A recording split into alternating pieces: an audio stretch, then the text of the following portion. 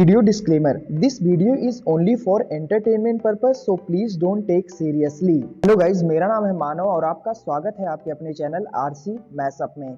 Guys, आज के इस वीडियो में हम देखने वाले हैं एक कमाल के मैशअप रिएक्शन को। अगर आपको ये मैशअप रिएक्शन की वीडियो पसंद आएगी तो वीडियो को लाइक और शेयर जरूर कर दीजिएगा और चैनल पे नए हैं तो चैनल को सब्सक्राइब जरूर कर लीजिएगा। Thank you. तो गाइज, आगे की बात हम वीडियो खत्म होने के बाद करते हैं, तो चलिए इस कमाल के मैशअप रिएक्शन की वीडियो की शुरुआत करते हैं। Hope you will enjoy. यार एमआरएफए में बोल रहे हैं राफेल भी लेंगे। मेरा मुझे क्यों लग रहा है ये राफेल भी आ जाएगा, SU-57 भी आ जाएगा और जो है ना F-35 भी आ जाएगा। मुझे ऐसा लग रहा है इंडिया गेम कर रहा है और इंडिया दुनिया की हर देश से जहाज उठा रहा है। सीरियसली भाई।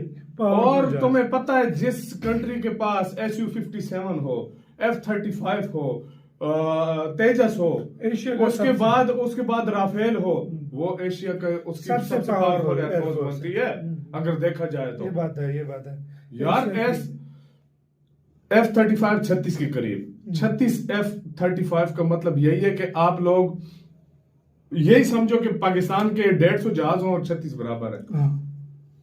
वो वो F-35 ज्यादा हो उनके, वो ज्यादा हो। बड़ी खबर आ गई है। दरअसल आप अपने स्क्रीन पर देखिए, भारत की एक हाई पावर डिफेंस कमेटी ने वायुसेना की 5th जनरेशन की रिकमेंडेशन को एक्सेप्ट कर लिया है। इसका मतलब ये कि भारत का जो MRFA टेंडर है, यानी कि MRFA की जो हमारी डील है, जिसके तहत भारत 110 लड़ाकू विमान खरीदने वाला है, उसमें अभी तक सिर्फ नॉन स्टेल्थ लड़ाकू विमान ही शामिल हो सकते थे। यानी कि जैसे कि रूस का सुखोई 35 है, अमेरिका का F-21 या फिर FA-18 सुपर हॉर्नेट है, फ्रांस का राफेल है। इन्हीं में से किसी एक लड़ाकू विमान को वायुसेना चुन सकती थी और फिर उस लड़ाकू विमान को हम 110 की संख्या में खरीदते। लेकिन अब वायुसेना पिछले कई महीनों से रिक्वेस्ट कर रही थी मिनिस्ट्री ऑफ डिफेंस को कि इसमें स्टेल्थ लड़ाकू विमानों को भी शामिल किया जाए, ताकि जो अमेरिका का F-35 है, रूस का Su-57 है, वो भी इसमें शामिल हो जाए और फिर वायुसेना के पास ऑप्शन आ जाए कि वो इस डील में सुखोई या फिर F-35 में से किसी एक को चुन ले। तो खैर, भारत ने इसको लेकर एक हाई पावर कमेटी बनाई थी जो कि रक्षा मंत्रालय को इसकी रिकमेंडेशन देती। तो खैर, इस हाई पावर कमेटी ने वायुसेना की बात मान ली है और वायुसेना की जरूरतों को समझते हुए इस टेंडर में, इस MRFA की डील में स्टेल्थ लड़ाकू विमानों को शामिल होने की अनुमति दे दी है। यानी कि अब रूस का Su-57 और अमेरिका का F-35 इसमें शामिल हो सकते हैं और ये एक गेम चेंजर खबर है। क्यों? क्योंकि अभी तक इस डील में लग ऐसा रहा था कि भारत राफेल लड़ाकू विमान ही खरीदेगा। राफेल सबसे आगे है रेस में और करीबन 110 की संख्या में हम फ्रांस से राफेल खरीद लेंगे। लेकिन वायुसेना का जो रुख है, हमारे पड़ोसी देश पाकिस्तान और चीन का जो स्टेल्थ लड़ाकू विमानों का रुख है, उसे देखते हुए साफ लग रहा है कि इस डील में अब भारत एक स्टेल्थ लड़ाकू विमान खरीदेगा। लेकिन कौन सा? क्योंकि भारत के पास दो बड़े ऑप्शन हैं, एक अमेरिका का F-35, दूसरा रूस का सुखोई 57। लेकिन इसमें Su-57 सबसे आगे है। वो इसलिए क्योंकि F-35 MRFA डील की शर्तों को पूरा नहीं करता। दरअसल इस MRFA डील में भारत ने ये कहा है कि हम 110 लड़ाकू विमान वही खरीदेंगे जो भारत में मैन्युफैक्चर हो सकते हैं, जिनकी टेक्नोलॉजी भारत को मिले। हम ऐसे लड़ाकू विमान ही 110 की संख्या में MRFA डील के तहत खरीदेंगे। तो खैर, F-35 इन शर्तों को पूरा नहीं करता, हमें उसकी 100% टेक्नोलॉजी नहीं मिलेगी। इसके अलावा वो भारत में मैन्युफैक्चर भी नहीं हो सकता क्योंकि उसकी प्रोडक्शन लाइन सिर्फ अमेरिका के अंदर ही है, वो भारत में नहीं लाई जा सकती। Su-57 भले ही F-35 से थोड़ा सा कम स्टेल्थ हो, लेकिन वो इन शर्तों को पूरा करता है क्योंकि रूस की कंपनी पहले ही कह चुकी है कि हम उसे भारत में मैन्युफैक्चर करने को तैयार हैं। उसकी 80-90% तक टेक्नोलॉजी भी भारत को दे देंगे। यहाँ तक कि इसे बनाने वाली कंपनी रोसोबोरोन एक्सपोर्ट ने तो पहले ही कह दिया है कि भारत में ऑलरेडी Su-30 लड़ाकू विमान बनाए जाते हैं।